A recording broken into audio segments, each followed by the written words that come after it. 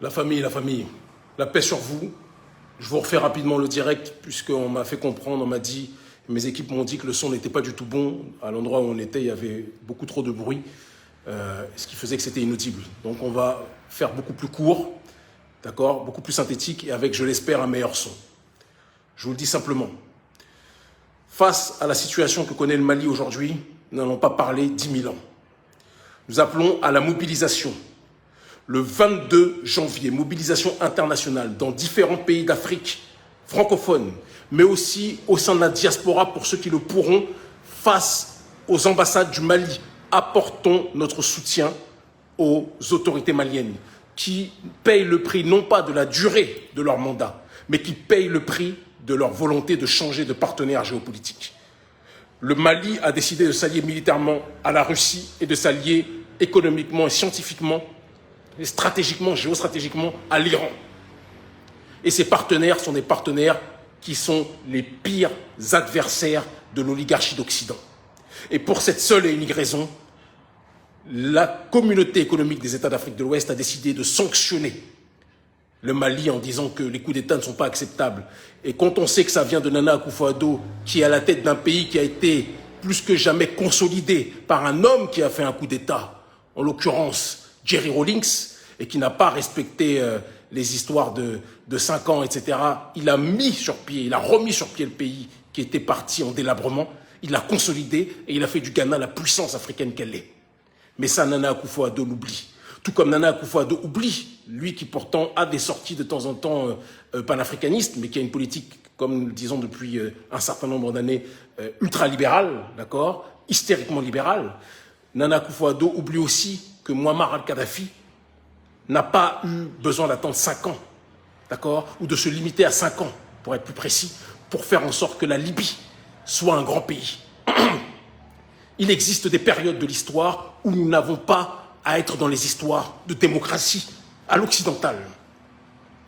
Ce qui compte, c'est la jonction des forces entre la souveraineté africaine issue de la société civile et une volonté patriotique issue de la dynamique des militaires. Et quand ces deux forces s'allient, on va dans une direction d'élévation.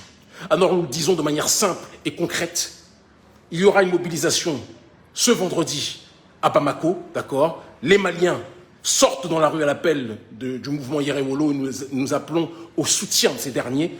Et le 22 janvier, nous le disons, le 22 janvier, tous ceux qui le peuvent, je répète, tous ceux qui le peuvent, se mobilisent en Afrique francophone et dans la diaspora, face aux ambassades, pour ceux qui sont dans la diaspora, en Afrique francophone, face aux ambassades maliennes aussi, d'accord. Et de toute façon, une affiche sera communiquée incessamment sous peu, pour soutenir le Mali, pour condamner cette exaction de la CEDEAO, pour condamner cette exaction de la communauté internationale, parce que la France, ce qui la dérange, je le dis, je le répète, ce n'est pas le coup d'État. Quand ça se passe au Tchad et qu'il n'y a pas d'élection, ça ne dérange pas la France. Quand il y a une violation ou un coup d'État constitutionnel comme celui d'Alassane Dramane Ouattara, ça ne dérange pas la France. Ce qui dérange la France, ce n'est pas le coup d'État d'Assimi Goïta. Ce qui dérange la France, c'est qu'aujourd'hui le Mali veuille chercher d'autres partenaires.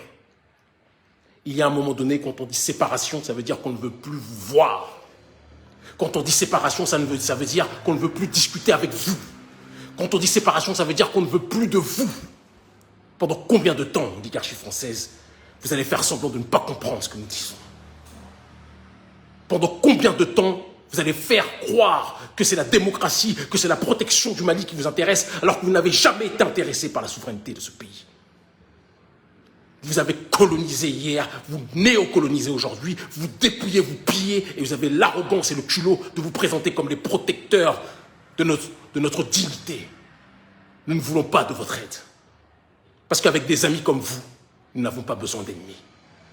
Jeunesse africaine, 22 janvier, mobilisation internationale pour soutenir le Mali. Ne laissons pas le Mali comme nous avons laissé Kadhafi. Ne laissons pas le Mali comme nous avons laissé Kadhafi. Parce que notre peuple aime trop pleurer les entités mortes, mais les combattre de leur vivant. Arrêtons ça. L'Afrique libre ou la mort, nous vaincrons. Ils finiront par comprendre.